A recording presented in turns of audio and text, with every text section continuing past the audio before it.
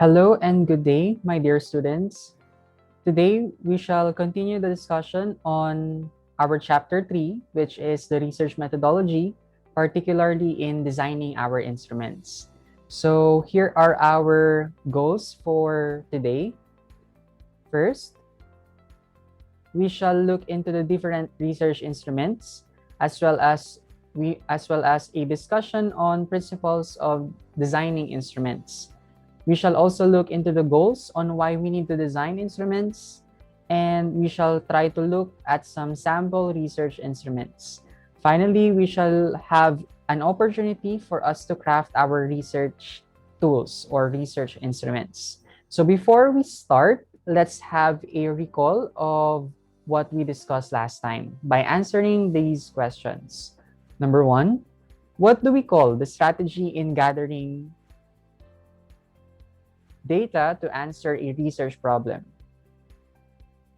If your answer is research design, then that is correct. A research design is a strategy or a plan on how we can be able to gather enough data or sufficient data so that we can answer our research problem. Number two, what are the two kinds of sampling methods? That was discussed to you in the previous video. If your answers are probability sampling and non-probability sampling, then that is correct.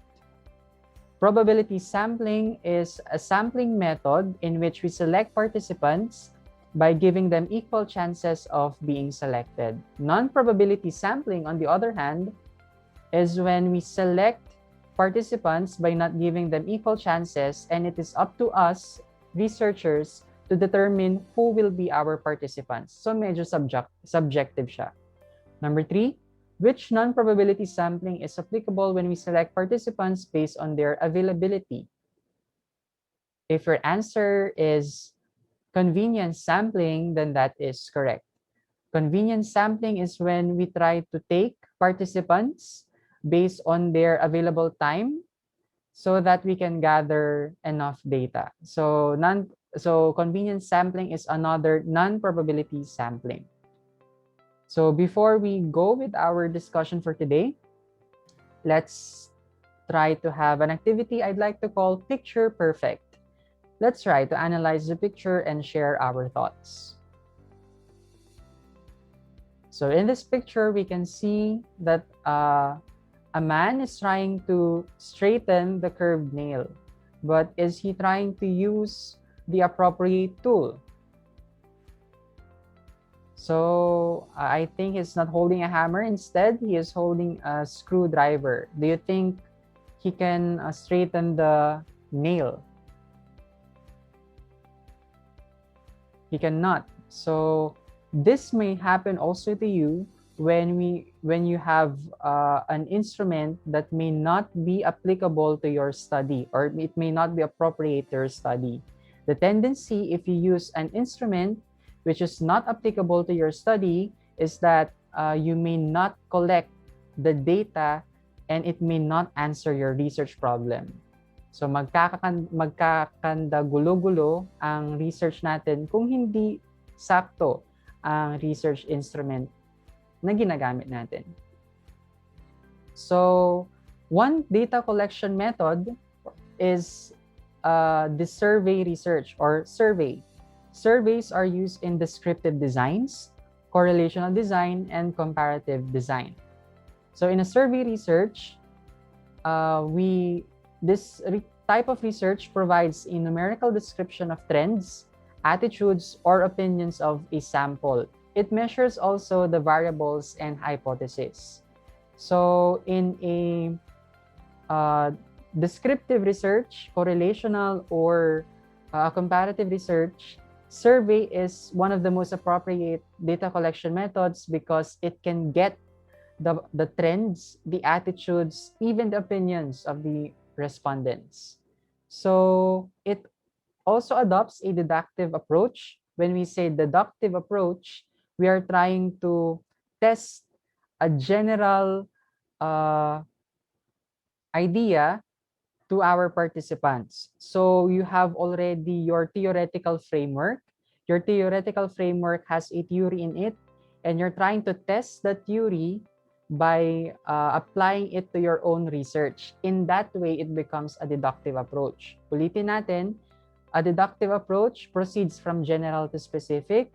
So in terms of research, especially in quantitative research, you have already your theoretical framework, and that theory will serve as your basis when studying your respondents. So some considerations when pursuing a survey research or survey collection method. What is the goal of your study? What is it that you're trying to get? Number two, how will you collect your data? Will you use an interview? Will you use a test? Will you use a survey questionnaire? Number three, if you are decided that survey is the best data collection method for your study, try to think it again. Is survey the most appropriate data collection method? And if yes, how will you then administer the survey? Will you float your questionnaires face-to-face or physically, or will you do it online? Will you hire someone to float the questionnaire, or will you do it yourselves? So those are some considerations when you're trying to pursue a survey research. So these are some different survey formats. When we are trying to conduct a survey, we often use survey questionnaires. A survey questionnaire is a set of questions for obtaining statistically useful or personal information from individuals. You already had this when you were in Practical Research 1. So a survey questionnaire may use a rating scale, an open-ended question, or a closed-ended question. Let's try to look at this example. This is a survey questionnaire that uses a rating scale. So as you can see, the participants are asked to, wait a minute. So as you can see here, the participants are asked to rate their satisfaction with their about their product, about the company's product. So these are some numeric figures in which the participants need to choose. So this is a survey questionnaire, on the other hand, that uses open-ended question, and the other one uses closed-ended question. So in a closed-ended question, just like this, the survey questionnaire or the questions already have options that the respondents can choose from. In an open-ended question, however, the participants are asked to provide short responses. Another type of survey is done using interviews. So an interview may have additional 3 formats: open interview, structured interview, and a semi-structured interview. In an open interview, the participants or the interviewer, that's the person who is asking a question, the interviewer can form questions out of the blue. Wala siyang na-prepare na question, and he just asks spontaneously. In a structured interview, however, the interviewer has prepared sets of questions. However, in a semi-structured interview, the interviewer has sets of questions that were prepared at hand, but he can still ask additional question. So in an interview, we can also do it face-to-face or online. Same is true with your survey questionnaire. You can do it face-to-face or online. I'm encouraging everyone to float their questionnaires online because of the challenges posed by the pandemic. What I can provide is a tutorial on how to make questionnaires via Google Forms. So next meeting, I shall give you a demonstration or ask someone to demonstrate how to make a Google form, and that Google form will serve as your questionnaire already. And you can float that online using Messenger or email. Now, back to the topic at hand. These are the steps in conducting a survey. Number 1, identify the hypothesis and survey format. In other words, try to look back at your study and try to look at your variables you are trying to you're trying to investigate. Number 2, plan and test the survey instruments. After you got your survey instrument, try to test it first if it's applicable or if it needs modification. Number 3, identify the target population and sample size. This is when sampling comes in. Number 4, conduct the survey. And number 5, this is the most important. While conducting the survey, I encourage you to record what is happening while floating the questionnaire. This is possible if the questionnaire is floated physically or if done face-to-face, but it's not possible now. And the last step in conducting a survey is to analyze the data using statistics. Later, we shall have a discussion on that. So here is the last topic for today, designing good questions. Of course, in a survey questionnaire, there are items there, and those items are sometimes in a form of a question. And Newman 2007 here provides tips on how to make good questions. So tip number 1, do not use abbreviations, slang, and very technical terms such as this one. Do you have a shota? So shota here is a slang, and it may not be for everyone. Some individuals may have a hard time understanding the word shota. Number 2, second example, I should say, do you harmonize with the no cell phone policy that was ordered by DepEd? So in this example, DepEd is abbreviated. Some individuals may not be familiar with some abbreviations, especially some abbreviations of the different departments of our government. Next, avoid using vague, ambiguous, and confusing questions, such as this one. Do you always go to the public area? What public area are you trying to ask? Is it the market? Is it the park? Or other public area? So you have to specify now in your question the variables you're trying to investigate. Number 2, avoid double-barreled questions, such as this one. Do you own a laptop and smartphone? What if I own a laptop but not a smartphone? Shall I answer yes, or should I answer no? So this is an example of a double-barreled question. In a double-barreled question, you are asking for 2 information, and that may not be appropriate for your questionnaire. What you can do is to split that question. Do you own a laptop? Yes or no? Do you own a smartphone? Yes or no? In that way, it's better. Another tip, do not use emotional language, such as this one. Do you find your teachers to be evil, difficult, and cold-hearted in giving examinations? So when we use emotional language, the tendency is that we unexpectedly influence the responses of our respondents already. In that way, the data collection has some form of bias already, and it may jeopardize or destroy the data collection process. Next, do not give questions beyond the knowledge of the respondent. Of course, we need to know who are our respondents. That's why sampling is very important when trying to make our methodology. You have to specify your participants. An example is this. 10 years ago, did your brother or sister purchase a Nokia cell phone?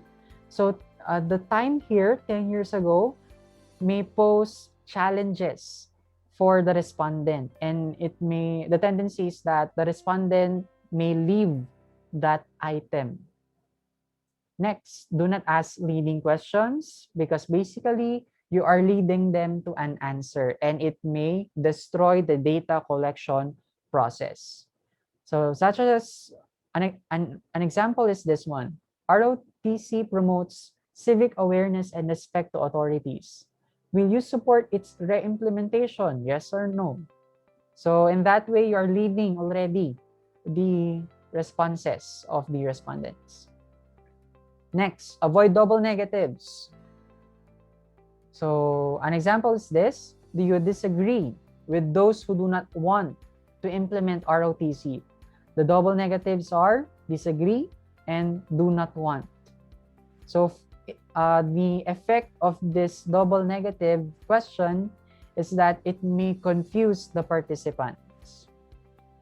Next, avoid asking future-oriented question because it may not ask the variable at the current time, especially when you are doing a cross-sectional study. In a future-oriented question, the participant may have opinions or emotions that might influence their responses. So, do you plan to get married at the age of 25?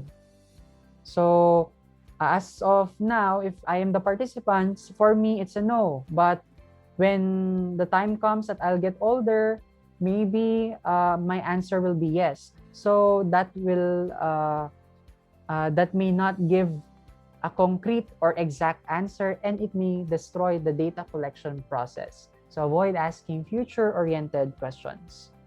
Next, avoid unbalanced responses. So when we have unbalanced responses, the tendency is that the data collection will once again be destroyed. So take a look at this example. We have two responses that are about disagree, and one response which says agree, and it's unbalanced. By the way, when you're trying to provide a rating scale, make sure that you have even choices. Ang tendency kasi kapag odd ang choices natin, let's say for example, itong item na to, 5 yung responses nila, yung number 3, neutral, ang mangyayari, most of the respondents will answer neutral. So it may affect the result, especially in your statistical analysis. Pupunta agad sila sa number 3. Next. So those are some tips. I hope you learned a lot. So let's have a reflection now. From the discussions, what are some revelations that you want to apply in designing your survey instrument? I'll give it time to think.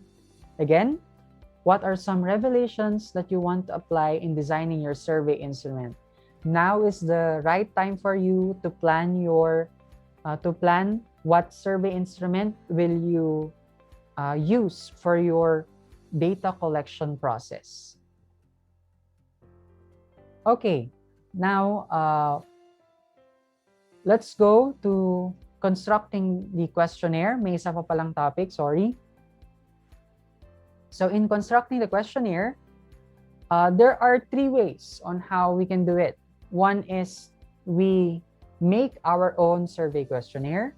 Second is adapt a survey questionnaire or an instrument. Another is adopt, ADOPT, a research instrument. So let's try to look at this one. When you try to make your own research questionnaire or research instrument, you have, especially a questionnaire, you have to pay attention to the type of question you're trying to ask. So there are 3 kinds of questions depending on the variable that you're trying to investigate. Di ba nga sa practical research to natin, may mga 4 na types of data. You have your nominal variable, ordinal variable, interval variable, ratio variable. So there are some questions or specific questions intended for these variables. Let's take a look at the first type of question, which is the nominal question. In a nominal question, it only asks for labels categories. So oftentimes, these are answered by yes or no question. These are often presented in a multiple choice format, or this is often presented in a checkbox format, such as this example. Do you own a smartphone? Yes or no? Next, number 2, in an ordinal question, you are trying to ask the participant to rank the items. Take a look at this example. Rank the following beverages according to your preference: water, wine, beer, cola, fruit juice. Number 3, interval or ratio variable. This is when we're trying to provide a scale for the participants to use in their response. So take a look at this example. On a scale of 1 to 4, how will you describe your socioeconomic status, with 1 as poor or 4 as rich? So in that way, you're trying to guide now the participants which response would they pick when they're trying to describe an information or a piece of information you would like to obtain from them. Okay, like what I said a while ago, there are 3 ways when we try to make our survey. We can make our own survey. We can adopt a questionnaire. So in adopting a questionnaire, try to look for previously made tests. Tumingin na kayo ng mga survey questionnaires na gawa na ng mga researchers. There are a lot of survey questionnaires in Google Scholar already, and they were published online. There are tests proving their reliability and validity, and that will be useful in your study already. Tumingin na kayo at pwede nyo nang gamitin. These are some examples: academic motivational scale, multiple intelligence test, learning style test. Marami yan doon sa Google Scholar. In the literature, just try to read and search. Have a time for it.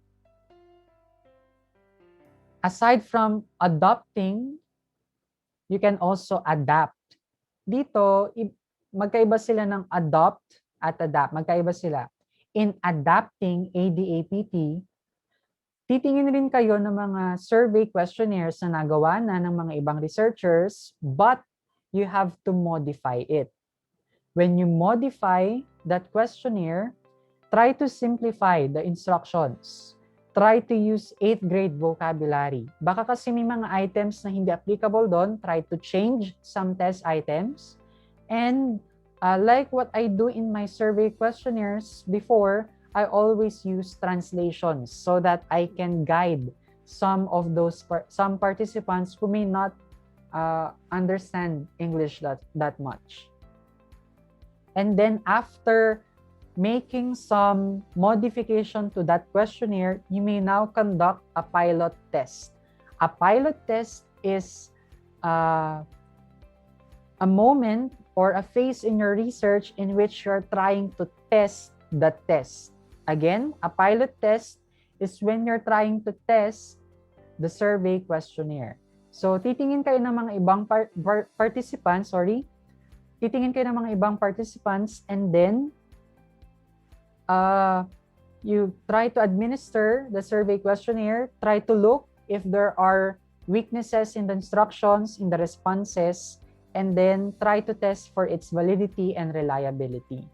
Pagkatapos nun, kung nakita nyo na okay yung survey questionnaire, pwede nyo nang i-administer ito sa inyong mga actual respondents. So that's a pilot test. Again,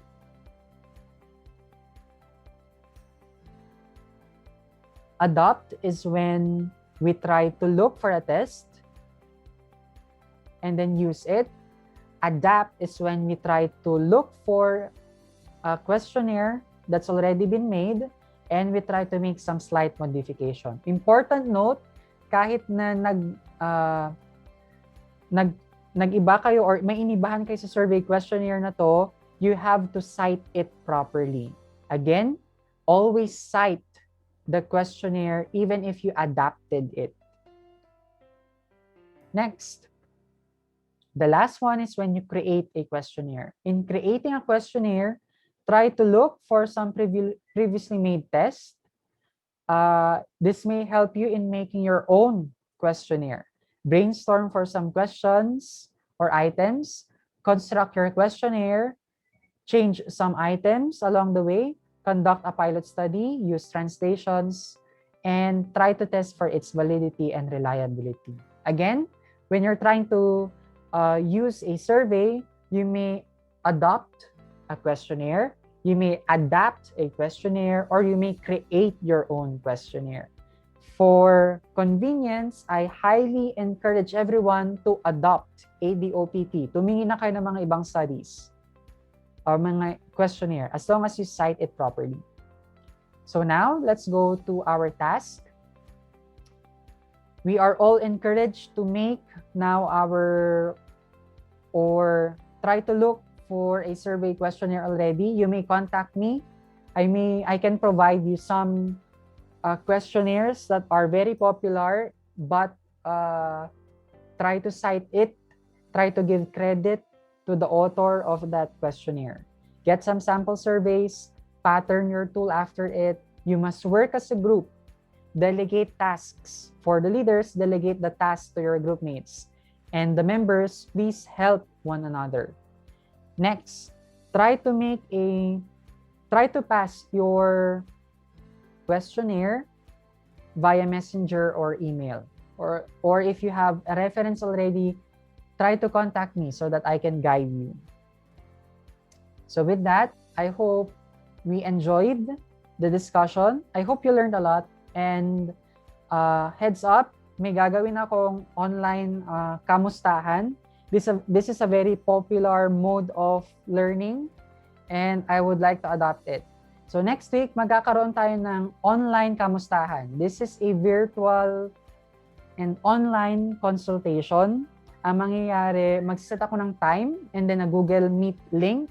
Of course, you have to provide your own data. Siguro, 25 pesos, okay na yon. Virtual, 1 hour lang naman or less.